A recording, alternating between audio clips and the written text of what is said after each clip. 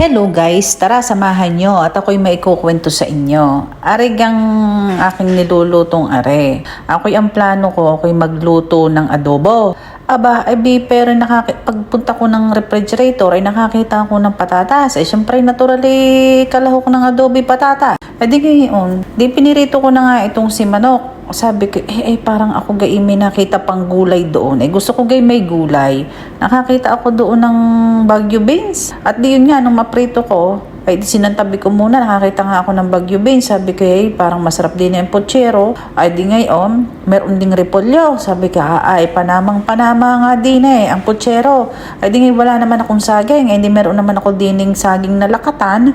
Sabi ko, yain na. Kung ari madudurog din sa pochero, hayain na basta mahalaga may lasang saging. Ngayon, ginisa ko na ang sibuyas. Ang sibuyas ay di yan ang gayat. Pero yung bawang ay hindi ko na dinurog. Basta yun